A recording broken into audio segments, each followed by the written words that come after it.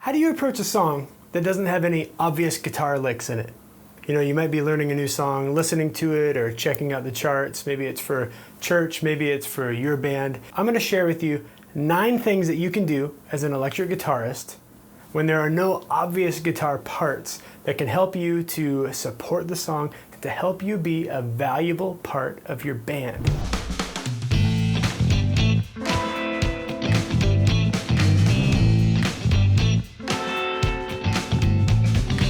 Now you may not know it, but what you want to do is to be a supportive musician.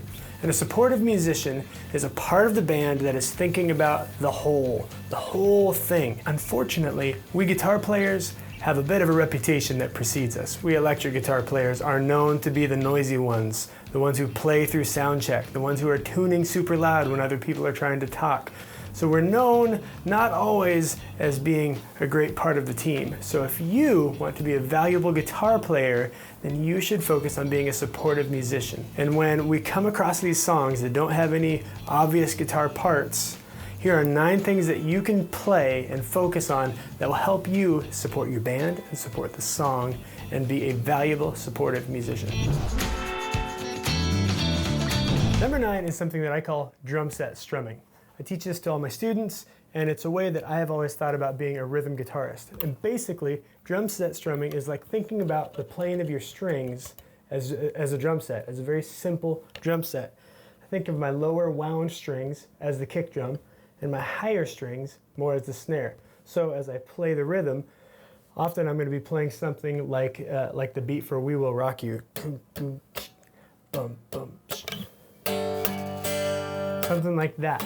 So if you have no licks to play the rhythm, find the beat, find the tempo of the song, and just focus on playing along with the drum set.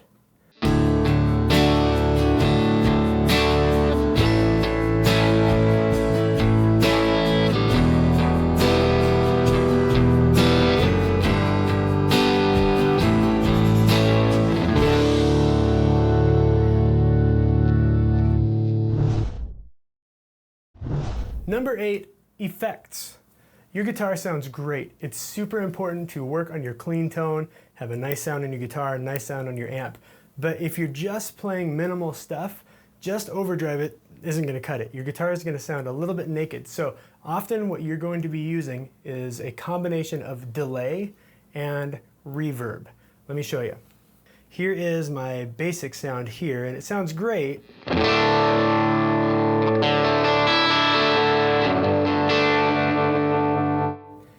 However, there's not a whole lot of depth to it. When we're talking about this kind of playing, adding some delay or some reverb will sound great.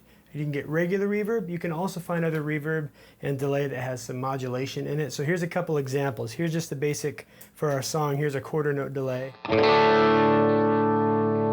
a light echo. Some dotted eighth delay. Here's a dual stereo delay, which means you're going to hear it on both sides. I already have some reverb on here. Here is, it's called the Glitz reverb.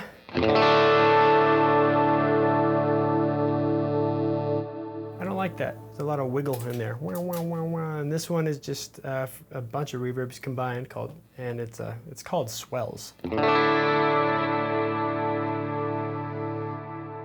Turn the guitar down, and the sound keeps going. So these are things we can add when we're not making big, loud, fat guitar noises, or when it's a piano-driven song. So in all the rest of these examples, I'm going to be using a combination of all those delays and reverbs just to get the sounds that I'm looking for to make the part interesting and to be a vital, valuable part of the band.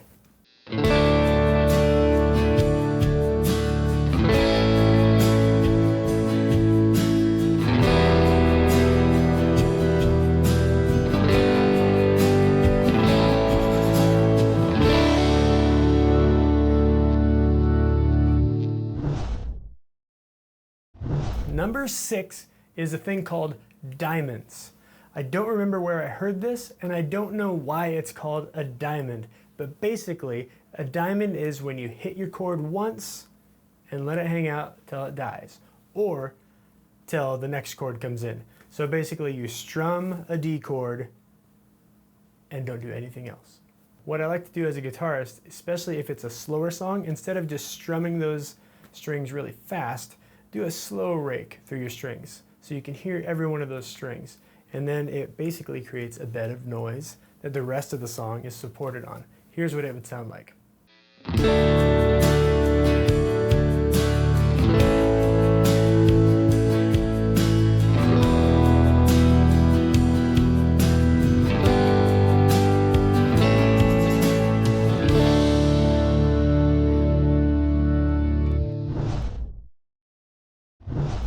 Number 5, doorbell guitar.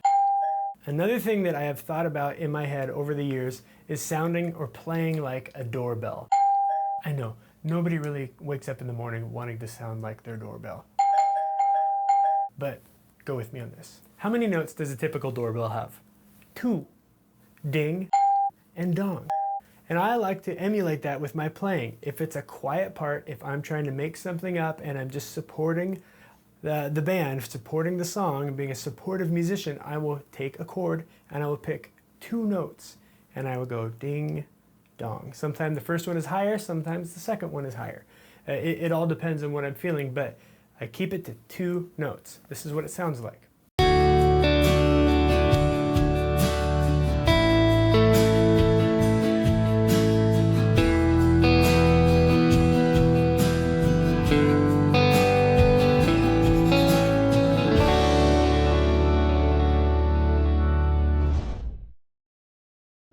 Number 4, arpeggios. An arpeggio is the notes of a chord played in sequence. And oftentimes it's in a repetitive sequence. So you play through them one way, you continue playing that. So you take your D chord and you pluck each string individually to a specific rhythm, usually just to the 8th notes of the song, and then repeat that. And then just keep that going. Here's what it sounds like.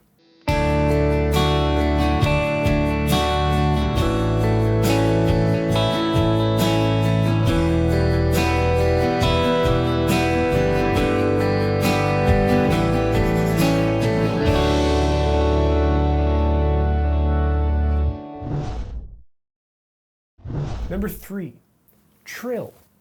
Now a trill is a rapid succession of notes, typically 2 notes or so. I remember this from my days in band in middle school and high school, and it was typically something we would see the flute players do.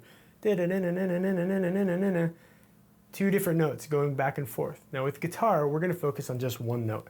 And I would recommend starting, whenever you start your trill, start with your root note. So if the chord that the band is playing is a D chord, find a D. And typically you're going to want to find a higher octave of it, usually on your higher steel strings. So do that, throw on some reverb as well, or some delay, and then do your best to follow the changes. Here's what it sounds like.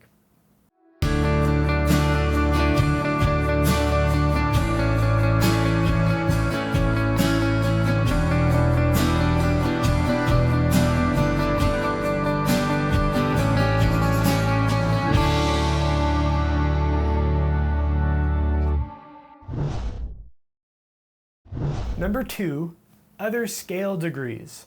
Start incorporating other scale degrees in your chords. Now, in order to do this, you have to know your scale. Know your major scale and your minor scale. It's really important. It's important to know if I'm playing a D chord, should I play an F along with it or an F sharp? Well, that depends if I'm in D major or D minor. It depends on what key I'm in. So it's really important. Find a way to learn your chords. I have resources on my page here as well with that. But learn what other notes that you can add. Your typical notes you can add are a 9th or a 2nd. You can add a 6th. You can add a major 7.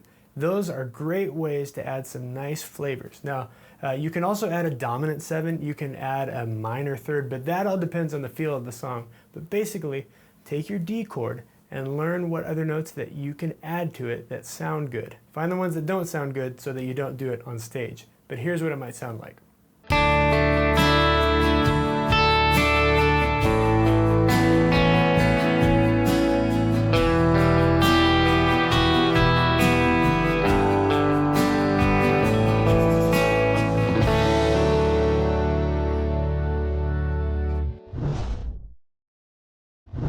finally, what I think is the most important thing to consider that you can do as a guitarist to be a supportive musician supporting your band, especially in these songs when we don't have some sort of riff, is this.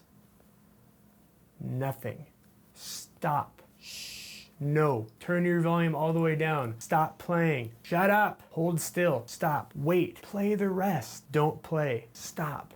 Let somebody else have their moment. I know. None of us want to hear this, but sometimes one of the best things that you can do to help the dynamics of a song is to wait. Don't come in at the very beginning all the time, or don't always come in at your first chorus. Don't always play the same. Don't always seek to where you can and have to be playing. Find those spots where you can stop, where you can let another instrument shine, or where you can let the dynamics of the song come down. Because when we let the dynamics of the song come down all together, then all those next big points, the chorus or the bridge or whatever, the solo maybe that we're building up to, those can shine and be all the more awesome. And it can only happen by you when you think about being a supportive musician. So the number one way, and I'm not saying do this the most, but I'm saying consider this before you do anything else. Do you have to be playing right now? You will probably find you don't always have to be playing, and the whole mix of the song is going to be just fine without you. That's how you can be a supportive musician. So I hope this is helpful. 9 different ways that you can play, different things that you can do to be a supportive musician and make yourself a valuable part of any band.